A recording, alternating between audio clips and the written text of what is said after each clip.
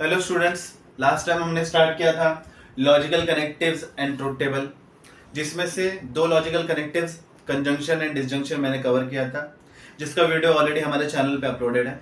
आप प्लीज उसे देखिए। उसके बाद हम बात करते हैं हमारे तीसरे लॉजिकल कनेक्टिव के बारे में, जो कि है कंडीशनल। ओके, जो कि है कंडीशनल। अब अगर मैं दो स्टेटमेंट को, जैसे कि P एंड Q, ओके, उनको कनेक्ट करने के लिए मैं कंडीशनल यूज करूं, तो फर्स्ट ऑफ ऑल कंडीशनल को डिनोट किससे करेंगे? इससे, सिंगल हेडेड एरो से। ओके, या फिर okay statement P and Q और उसके बाद भी ये सिंबल। करेक्ट है। अब इसे पढ़ते वक्त कैसे पढ़ेंगे? पढ़ते वक्त दो तरीके में पढ़ देंगे। पहला है इफ P देन Q, या फिर P इंप्लाइज Q। ओके, फिर बात करते हैं इसके ट्रूथ टेबल की। तो truth table again statement P statement Q। Statement P में ओके पहले दो ट्रू एंड देन दो फॉल्स, और स्टेटमेंट Q में ट्रू फॉल्स ऐसे। करेक्ट है। अब इसके बाद में ओके अगर हम देखें तो P इंप्लाइज Q क्या होगा? ओके, तो ट्रू ट्रू ट्रू होगा, ट्रू फॉल्स फॉल्स होगा, फॉल्स ट्रू ट्रू होगा, और फॉल्स फॉल्स ट्रू होगा। ठीक है। अब ये जनरली बच्चों को याद नहीं रहता, प्रॉब्लम है, ट्रूथ टेबल याद रखने में परेशानी होती है बच्चों को।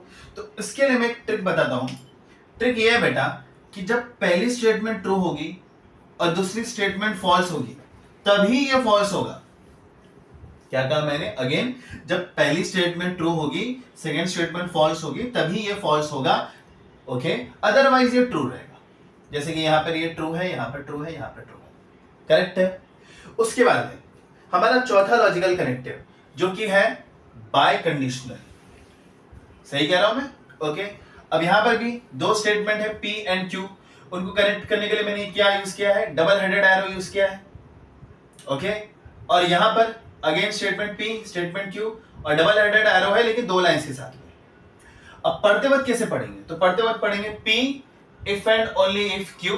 एक तो ये वे है। सेकंड वे है sir P bye conditional Q। Okay, अब बात करते हैं इसके ट्रूथ टेबल की। तो इसका ट्रूथ टेबल क्या होगा?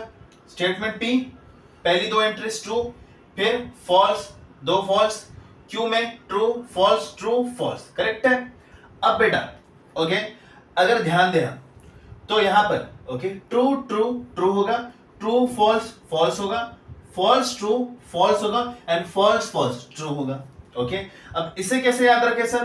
तो इसे याद रखने का तरीका यह है कि जब आपकी दोनों स्टेटमेंट सेम होगी, जैसे कि यहां पर ओके P भी ट्रू है, Q भी ट्रू है, और यहां पर P भी फॉल्स है, Q भी फॉल्स है, तो अगर आपकी दोनों स्टेटमेंट सेम है तो ट्रू होगा ये। और अगर आपकी दोनों स्टेटमेंट्स अलग अलग है, जैसे कि यहां पे ओके एक ट्रू है तो दूसरा फॉल्स, और यहां पे एक फॉल्स है तो दूसरा ट्रू, तो ये फॉल्स हो जाएगा।